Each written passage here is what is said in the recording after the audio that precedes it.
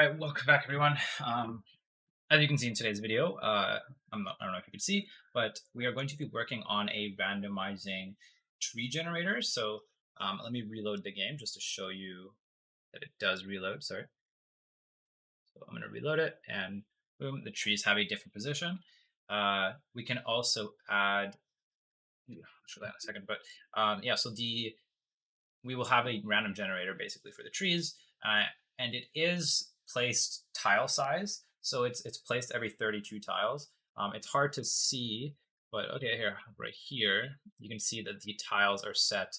You can't really count it, but it's 32 pixels away from each other, and it's on the exact same line, right? So this is grid placement. We are also going to be able to. Ooh, why is it not working? That's actually very strange. Oh, there we go. Yeah, so we're going to be able to add buildings. There's no select building and then put it. It's just we're going to be able to left click and put it. If you want to make a select system, I have other videos about that. I might add that into this series, but you should know everything. This will allow you to know everything you need to kind of create that select system and add it or whatever you want, really. So yeah, that's it. So now, there we go. We can add another one there. It's set so that it won't add anything next to another obstacle or another tree or anything around it, really. So if there's a tree or a building around it, you can't add it. Up to 32 pixels, I think. But we'll play around with it, and I will show you how to do that. And let's get right into it. So the first thing we're going to do is we're going to be doing everything in our objects node. Originally, I actually thought of doing this in tilemap, and there's actually a pretty good video of GD script they did in 2017, which was 5 years ago, almost 6 years because it's almost 2023 now. Yeah, so it's almost 6 years ago that they made that video. It's not bad, but it's very outdated, especially with the new tilemap. This code that I will do does work to an extent, even if you do decide to do it in tilemap. In fact, tilemap might even be better, especially if you want to do kind of an optimized system where you use your keyboard to place buildings and it's kind of placed, and then you click like right click and then it'll go to the right, etc. Right, so that kind of movement that might even be better. But in this case, we're just going to be doing this in a regular node. So let's create a script for it. It'll just be in the main world. That's okay. And then let's delete the process function. We don't need that. And let's maybe pull out my reference so I know what I'm doing. I know what I'm doing, but it definitely helps having my reference in there. Okay. So the first thing we're going to have is two onReady functions, onReady variables, sorry. The first one is going to be house, and the second one is just going to be tree, and these are just going to be our trees. We're not going to have a new, we're going to say preload, and we're going to preload our coin house, except that's going to be for the house, not the tree. So let's preload the tree now. So it should be in our world objects tree. There it is. And there we go. So we have our tree and house loaded. Next thing I'm going to have is our tile size. And so this is going to be up to you. It's going to be dependent on how many like pixels you want the tile to be, basically. We'll just do 16, just like my reference. I'll add that in later, but we're also going to have grid size, so variable grid size equals vector 2, 160 by 160, which is actually quite big. It's going to be, I'll show you guys in a minute, but it's going to be quite big. 160 by 160 is quite a big, actually. And then we'll have the actual grid, which is going to be an array. There we go. Okay, so the first thing we have to do is we have to fill our grid. So what we want to do is take our grid and fill it with empty things, right? We'll fill it with null, basically. I'll show you how to do that in a second, but we want to fill it with the grid size and then also fill it with something. So that way we have something to fill it in with, right? Because if you don't know how array works, you cannot add to an array. You can only change stuff inside of an array. So that's why we have to append it in the beginning, because we cannot change the size of the array later on unless we like reload the scene, kind of, which is what we do in the units. But in this case, it won't matter too much. So we'll for loop x in range of our grid size dot x, I believe. Yeah. And then we're also just going to go down a line and then say for loop in range of our grid size. I can't type. Size.y. And then that is it. In the first line, we're just going to say grid append. We're going to append an empty array. And then in this one, this is where we're going to append, I didn't spell grid right, append null. But in here, we're going to reference the x-axis. So here's where we're going to basically create a 2D array, right? So we're going to measure my camera here. We're going to have the, let's see if I can follow my finger. So the x-axis, we're going to go downwards and create a bunch of arrays this way, right? So we're going to create a bunch of x-axis grids or arrays that are empty, right? So that's what this line is doing. And then inside of those lines, essentially we'll have a bunch of lines here. Inside of those, we'll append a bunch of null instance objects, basically, right? We're going to append null to it, right? And that's how we create a 2D array, kind of the same size as our camera. Not the same size, but it's going to be the, like, you know what I mean? I can't talk. I don't know. Hopefully you understand what I'm talking about. But that's how we create the empty array for our grid. And this is going to allow us, I'll explain why we do this. This is actually very useful in general. We don't actually have to do this to fill our map with trees, but this is useful for a reason, which we will get later on. Okay, so realistically, what we can do is all we can do is say new tree, variable tree equals tree dot instantiate. I'm not going to have a packed scene or anything in there. And then we're just going to say add child new tree, right? And this should work. So if I play, it should work. And it's hard to see probably, but in the top left corner, there's a tree. It's actually on our mini map and on our map. If we go here, we can see that it's been added, right? So that's how we add a object. But we want to create a bunch of trees, but also we want to add this. Let's actually get the position first. So we want to get a bunch of random positions and put the trees in there, right? So the first thing we can do is just, let's create another array, an empty array called positions, and this will hold the positions of our trees, right? And then in there, we're just going to say, we'll do I. We'll say for loop I in range of, we'll do 50 for now. This is going to be the amount of trees, so we'll have 50 trees being spawned. And then inside that, we'll have x coordinates, we'll say variable y coordinates, and then variable grid position, which is actually going to be just the vector2 of our x coordinates and our y coordinates. And then right after that, we're just going to say, if not grid position in positions, then we'll just add it by doing should be positions dot append, and then we will append that grid position. So it's pretty simple. We're just going to create an x coordinate, a y coordinate. We're going to set that position right by putting vector2, and then we're going to check if that position already exists. If it does, or if it doesn't, then we'll add it. If it does, it's not going to re-roll. It's just going to go to the next loop, right? So it might not actually add exactly 50 trees. It might skip a few, but that's okay. We're not going to overcomplicate it. We might actually use the same logic later on, and it'll be more complicated, and you can copy that over to here if you want. But for the x coordinate and y coordinate, this is super easy. We'll just do a randi function, and then we'll say percent in up to grid size dot x, and we'll just copy this over and say up to dot y. It should be the same because our x and y are, it's a square, but if you do change one, it'll just, it'll adjust. So I do want to just do dot y, and that should be it. So now we have a bunch of positions. In fact, I can just print positions here, and if I play, it'll print me a bunch of random positions, right, that are between 160 and 0 or 1. No, it should be 0, between 0 and 160. So that's our array. And then in our adding the tree, we're going to create a for loop for that as well. So we'll just say for loop position in positions. So position we just made, and positions is the array that we have. And then we'll make sure that is in there because we want to do all that in there. And this will create 50 trees, hopefully.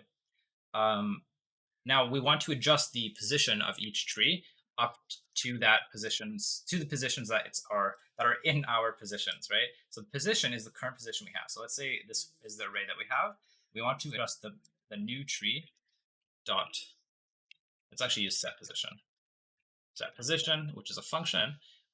If you want to check, well, you can't. I don't know if this is actually I don't know if this is common knowledge, by the way, but if you do want to check the documents of something, all you have to do is control and left click, and that'll bring you to this is patch scene, so it'll bring me to the reference of it.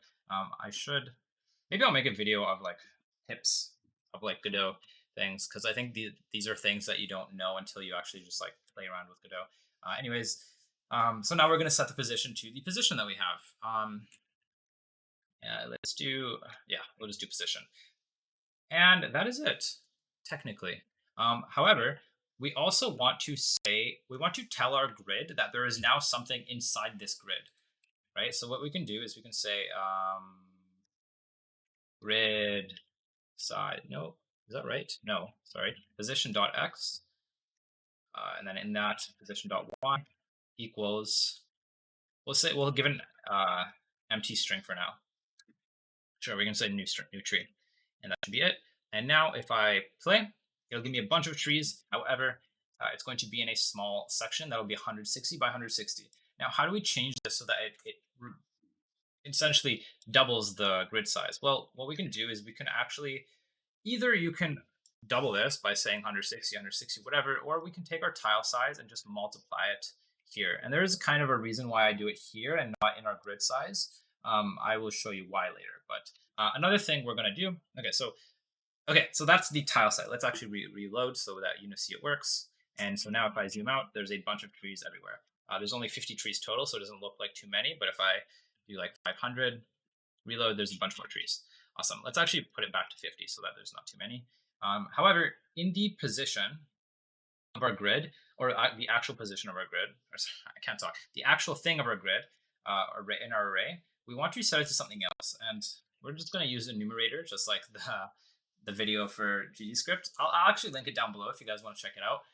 It is useful, but it's just super outdated. And if you don't know what a numerator is, it just basically, let me write this out. I say obstacles. We'll say obstacle. We'll have collectible. I don't know if that's right, but whatever. And then we'll have resource. So what this is it just gives a name for a reference of number. So this is 0, 1, 2. And what we can do is we can say, let's say the tree is an obstacle. So we can just set that to an obstacle. And this basically sets this position, x and y, to 0, because obstacle in this enumerator is 0, right? So in fact, if I go here and print, oops, I don't want that capitalized, print, make sure there's no other prints. Okay, play, it'll print 0, right? Because obstacle is just 0. All right, so now we have a bunch of these grids set up as obstacle, right? And that's just the tree. So we've got the trees set up. They are in grid setup technically, right? So they are in sets of grids. So the reason why they're always going to be like that is because in the tile size, we multiply it by 16, right? So that's one of the reasons why it's separated, because we want to set the positions as in the tile size. So this kind of emulates a grid placement, essentially, right? It's not exactly a grid placement, but it emulates it. Okay, so now let's work into the input. So we'll just do a quick if event.is action pressed left click, that's fine. You can do a bunch of things where you'll see if a building is selected, and if that building is selected and you have it and you have the resources, whatever. You can do all that as well. Just for the sake of this video and the grid placement and the logic of the grid placement, we're not going to do that. I have a video that's related to selecting. If you want you know what? If you guys want a selected selection system in this series, let me know down in the comments below, and I might add that. I do want to bring this series to an end soon because it doesn't seem too popular. And I do want to move on to 3D. I think that will be more interesting. And I also do want to do the inventory thing, which I've been holding off for a really long time. So yeah, let's continue. Let's make a bunch of lines here. Let's just pass so we don't have an error. We'll also end the game. Okay, so this is the fun part. We're going to have a bunch of variables. The first one is going to be our let's do mouse position. And this is easy. Just get global mouse position, right? So we now have a mouse position. Now our goal is, okay, so here, our goal is to basically, this isn't a word, but gridify our mouse position. So once I click on the position of our mouse, there's a, here, let's print it out. Print mouse position. Save. Once I click it, I want to take this position and basically find the closest multiple of the number 16 or tile size, right? So how do we, there are a bunch of, technically there is no math very thing that does this, but the closest one I can think of was clamped. I originally thought clamped would work, and what clamp does is it clamps a number between two numbers. So let's say I put like 16 and 2 and 4, and because 16 is closer to 4, it would clamp it to 4. I think it's actually clamp. Yeah, clamp. So it'll clamp the number 16 to 4. So if I printed this out, just for the sake of math, I guess, we'll print this out, and it should just give me 4. So I click something, and it'll just give me 4, right? If I gave like 1, should just give me 2, right? So this is kind of what we want to do, but it's not exactly what we want to do because we don't want to clamp the number. We want to get the closest position of what the number is, kind of, right?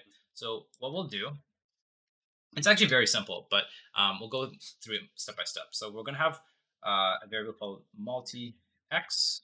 We're going to have a variable called num-x, and that's it. We'll do the y later. So for the multi-x, what we're going to do is we're going to round our position first because when I click something, it's actually in a float.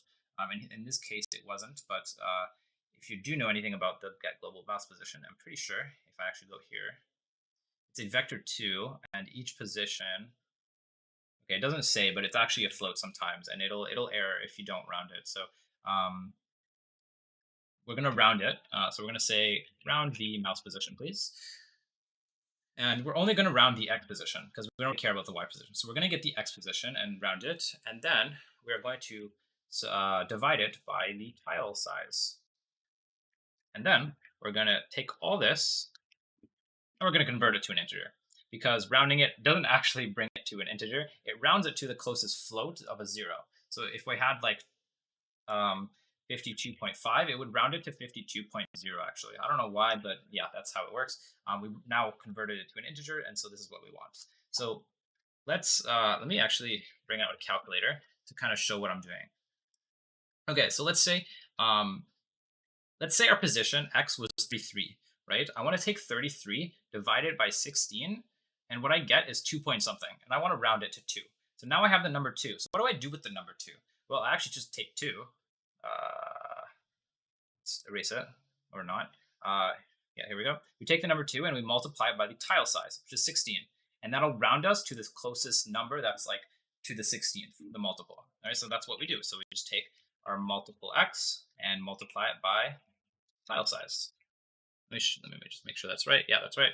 Let me make sure I wrote everything right. Okay, no errors. And then we just copy paste this, and we just do this for our y position. So we just change all this to y. Yeah, and that's it. And then what all we're going to do is going to say variable position equals vector 2. We're going to have multi-x and multi-y. And then we'll actually say new position. And then we'll have another variable called a round. I'll explain what that is in a second. Actually, no, ignore that. That didn't happen. But yeah, so let's actually, yeah, that's it. Now what we can do is we can just copy this over and use that logic. So we're going to copy our house instead. So we're going to instantiate a house. I'm going to say new tree or new house, sorry. We'll say and add that new house. And then what we're going to do, instead of our position X and position Y, we just have multi-x and multi-y. There we go. And then for set position, we will just have position, new position. Yeah, that's it. However, no, that's it. Okay, so let's play. If I click, it will now round it to the closest 16th and add it. So if I zoomed in here just to see it, you can see that the positions are always 16 pixels away from each other, right? You can always change it to 32 if you want, but that's fine. Now the question is, how do I add a house so that it's, or how can I check if this house? So okay, let me zoom in. If I add a house here, I want to check if there's a house, or if I want to add a house here, let's say, sure, that position, how do I check if there's one next to it, right, or close to it, right? That's pretty not too difficult. So let's get into that. So we'll actually make the if statement first. So what we can do is say if grid multi. We'll actually just copy this guy over. Say if grid dot x plus 1 has something. We'll say we'll say not equal null. So if it's empty, then what we can say is around equals false, and then we'll have to actually make that. We'll say around equals false, and I actually meant true here. So if there is something around it, then, or if there is not null, meaning there is something there, then we'll say it's true. And then what we can do is say if around equals false, then we'll add it, right? And yeah, that's it. So what we can do, another thing we have to actually do, no, we'll get into that later. However, this will only check if it's something to the right by 1 pixel, which doesn't do much for us. So what we can do, this isn't actually optimal, but what we can do is just for loop I in range of, let's say, what did I do? Oh, I did tile size. That's pretty interesting that I did that. You can change this number up, but I'll just do tile size for now. And then we'll take this all here. And then instead of 1, we can do I. And now you might imagine, okay, this allows us to check if there's anything up to 16 pixels to the right? So now if I add something, I keep going to the right, it doesn't allow me to, let me check. Ooh, to the left, sorry, I think. Or am I? Yeah, I think it's to the left. Okay, there we go. Yeah, it's to the left. But now what I can do is I can just do this for all directions. So I can say, or if grid, copy this over, except we will do minus, right? And then what we can do is just copy this over one more time, both of them. And then we'll say or here, but then we'll do for the y-axis, so we'll say plus I. And then for here, we'll do minus I. And this allows us to check all 4 directions. This actually does not allow for all 8 directions. If you want to do that, you can, but now you know how. And yeah, so this allows us to check all 4 directions, up, down, left, right.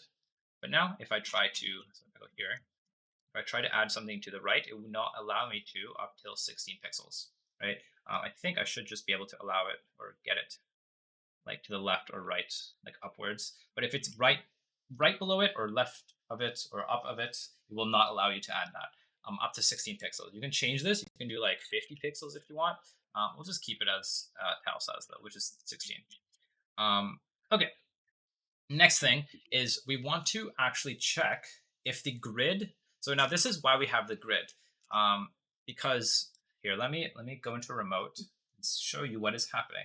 So if we go to objects, we have a bunch of trees. If I click here, it will add it here. We might want to add it somewhere else, but that's okay for now. Let's add one more. And if I click in the same position, ooh, it doesn't. Let's actually add one more line of code anyways. And this actually does help us. So we'll check for if the grid, here we go. Okay, let's just copy this over. Grid multi-x dot multi-y. If it has something, or if it is null, then we'll do all this. Then we'll add it. And that's it. So that allows us to also check the exact position that the multi-x and multi-y is on. And that is it. Yeah. I think that is it, actually. I think we've finished everything. So we can now add a bunch of houses that are somewhat far away from each other. Obviously, it doesn't work for all 8 directions, but you can do that on your own. However, if I try to add something right next to it, it doesn't really work, right? Because you can have like a notification maybe that says, yeah, you can have a notification that says that we'll print something. So already has building, here it. So let's save this. And now if I ever try to click something around it, it already prints that. You can have something in game that prints that if you want. That's up to you. But yeah, I'm not going to do that. That is it for today's episode. I hope you guys enjoyed. I hope you learned something about arrays. We played a lot with arrays today. We did two arrays, positions and grid, which is cool. We use grid size to kind of emulate a fake grid, as well as tile size. You could. No, I'm not getting into the specifics of it, but yeah, I hope you guys learned something. This video was relatively easy, I would say. I think one thing I'm going to do actually, I'm going to say get node, and we will add this into our resources node instead. There we go. Boom, boom, boom. Yeah, there we go. So the grid, so it'll add our node into here, but it'll still be in our grid. You can change this. Actually, I didn't even realize. You can change this to resource instead of obstacle. But yeah. Anyways, I hope you guys learned something. Like and subscribe. That's it. I'll see you guys next time. If you want to join my Discord, do it. I definitely would like you guys to join. I'm completely dead. So you know what? I'm just going to end the video here, and I will see you guys next time. Peace.